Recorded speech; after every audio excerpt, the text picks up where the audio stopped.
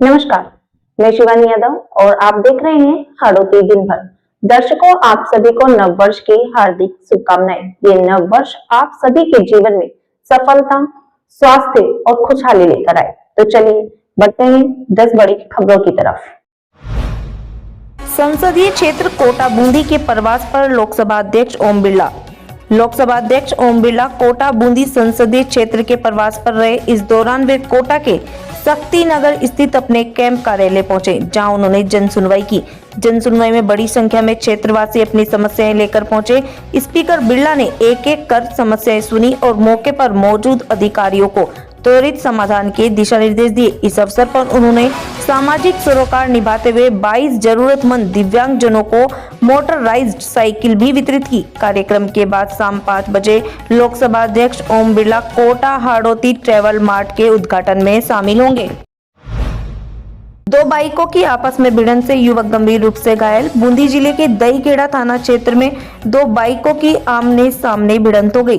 हादसा बलदेवपुरा के पास हुआ। जानकारी के अनुसार युवक सुनील अपने घर कापरेन से घाट का बराना जा रहा था, तभी सामने से आ रही दूसरी बाइक ने जोरदार टक्कर मार दी। हादसे में सुनील गंभीर रूप से घायल हो गया, जिसे उपचार के लिए अस्पताल में भर्ती कराया गया। पुलिस मामले की जाँच कर रही है। ये मैं कापरेन तरह से गाँव में जा रहा था, जो वापस में एक वैन आई थी, जो वैन के साइड पर एक मोटरसाइकिल आया था। मैं साइड में चल रहा था, उधर से ऑटोमेटिक उसको मेरी टक्कर दी थी। बाइक ने? हाँ, बाइक से लगी थी टक्कर। आप कहाँ से कहाँ जा रहे थे? मैं गांव जा रहा था, घाट का बराना, कापरेन से घाट का बराना जा रहा था मैं। और घटना किस जगह हुई थी? ये कोई का बलदेवपुरा के आसपास। आपका नाम तो? रमेश सत्यावर। उम्र? घाट का बराना 32-33 साल। आचार्य धीरेन्द्र शास्त्री की श्री राम कथा को लेकर प्रशासन अलर्ट। कोटा जिले के ग्रामीण क्षेत्र रामगंज मंडी में 23 से 25 जनवरी तक आयोजित होने वाली आचार्य धीरेन्द्र शास्त्री की राम कथा एवं गौ माता महोत्सव को लेकर प्रशासन पूरी तरह सतर्क हो गया है। शिक्षा मंत्री मदन दिलावर ने अधिकारियों को पुख्ता व्यवस्थाएं सुनिश्चित करने के निर्देश दिए। कार्यक्रम स्थल पर 100 बीघा क्षेत्र में पांडाल और लगभग 400 बीघा क्षेत्र में पार्किंग व्यवस्था की जाएगी। साथ ही सुरक्षा, पेयजल, बिजली और यातायात प्रबंधन को लेकर विशेष इंतजाम किए जाएंगे। कोटा का 7 वंडर पार्क अंधेरे में डूबा। कोटा का प्रसिद्ध 7 वंडर पार्क प्रशासन की लापरवाही का शिकार होता नजर आ रहा है। पार्क की अधिकांश लाइटें खराब पड़ी हैं, जबकि कई लाइटें चोरी हो चुकी हैं। पूरे पार्क में करीब 40 लाइटें पिछले 4 महीनों से बंद हैं। टिकट लेकर आने वाले पर्यटकों को अंधेरे में घूमना पड़ रहा है, जिससे उन्हें निराशा हो रही है। ये पार्क दुनिया के 7 अजूबों के छोटे मॉडल के लिए जाना जाता है और फिल्म शूटिंग व सेल्फी प्रेमियों का पसंदीदा स्थल है, लेकिन अव्यवस्थाओं के चलते इसकी चमक फीकी पड़ती जा रही है। पार्क कर्मचारियों का कहना है कि कई बार अधिकारियों को अवगत कराया गया, लेकिन अब तक समाधान नहीं हुआ। 4 महीने हो गए, अभी तक तो लाइटें लगी नहीं। इसमें सितंबर से अंधेरा ही अंधेरा है। बसें आते हैं, पब्लिक आती है, स्कूल के बच्चे आते हैं, वो भी अंधेरा के रास्ते से ही लौट जाते हैं। तो ये क्या? यूँ कहते हैं आजकल लगा देंगे, आजकल लगा देंगे, अभी तो लगे नहीं 4 महीने से। कितनी लाइटें बंद? ये कम से कम 40 लाइटें तो बंद होगी भैया। पार्क में बस लाइटिंग की सुविधा नहीं है, बोट पे भी लाइटिंग की सुविधा नहीं है। यहाँ पार्क में भी कितना अंधेरा है, चारों तरफ देख सकते हो आप। अगर कोई फोटो खिंचाने आए तो यहाँ पर फोटो भी नहीं खींचती, और बोटिंग भी शायद में दिन पे चलती भी नहीं है। बोटिंग शुरू भी नहीं होती है, रात को ही शुरू होती है। बोट पे भी लाइट नहीं है, यहाँ पर भी लाइट नहीं है, तो कोई कैसे आए, एंजॉय कैसे करे यहाँ पर आकर। हाँ, अगर यहाँ पर लाइटिंग और हो गई ना तो ये और ज्यादा खूबसूरत हो सकता है। तो हमें ये लगा कि बहुत सारी चीजें हैं जो कोटा के अंदर बहुत अच्छा जो डेवलप हुआ है 5 साल के अंदर, आप और हम सभी लोग जानते हैं। लेकिन यहाँ पर इस जगह पे आज हम खड़े हैं 7 वंडर्स जिसको बोला जाता है, जो कि रिवर फ्रंट वाटर पार्क और ये सभी से पहले का बना हुआ है। लेकिन यहाँ पर डेवलपमेंट के नाम पे इतना कोई ज़्यादा चीज़ें नहीं है। एक तो शाम के टाइम पे अगर कोई व्यक्ति आता है तो यहाँ पर लाइटिंग की सुविधा बिल्कुल भी नहीं है, काफ़ी अंधेरा रहता है, बच्चों का बिल्कुल ध्यान रखा जाता है, और भी कई प्रकार की यहाँ पर समस्या है। फैसिलिटीज़ यहाँ पर बिल्कुल भी हमें नहीं दिख पा रही हैं एक्चुअली। लहसुन के दामों में भारी उछाल, किसानों के चेहरे खिले।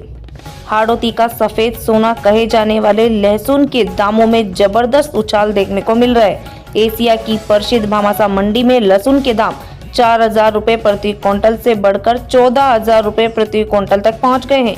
कीमतों में बढ़ोतरी से हाड़ौती के किसानों के चेहरे खिले हुए हैं। कोटा और हाड़ौती का लहसुन दक्षिण भारत सहित बांग्लादेश, जापान, ऑस्ट्रेलिया और अफगानिस्तान जैसे देशों तक निर्यात किया जाता है। से तो सभी जगह हो जाता है, लेकिन जो नई जगह होती है उसमें अच्छा लहसुन निकलता है।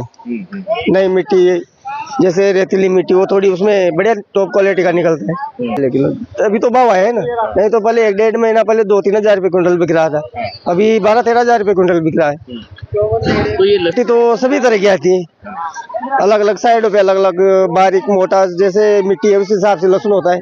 लहसुन की डिमांड बहुत से क्षेत्र में, बांग्लादेश में, बेंगलोर में, जो मुस्लिम राज्य है, जो मुस्लिम कंट्रीज है उनमें है।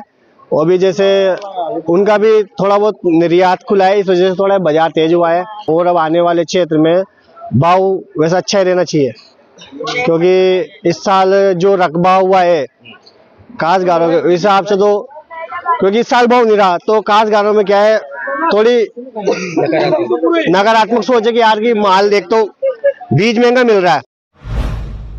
थाने से 100 मीटर दूर दिन दहाड़े बाइक चोरी। कोटा के गुमानपुरा थाना क्षेत्र के छावनी इलाके में चोरों के हौसले बुलंद नजर आए। गुमानपुरा थाने से महज 100 मीटर की दूरी पर दिन दहाड़े दुकान के बाहर खड़ी एक मोटरसाइकिल चोरी हो गई। घटना के बाद वाहन मालिक ने गुमानपुरा थाने में रिपोर्ट दर्ज करवाई। पुलिस सीसीटीवी फुटेज के आधार पर चोरों की तलाश कर रही है।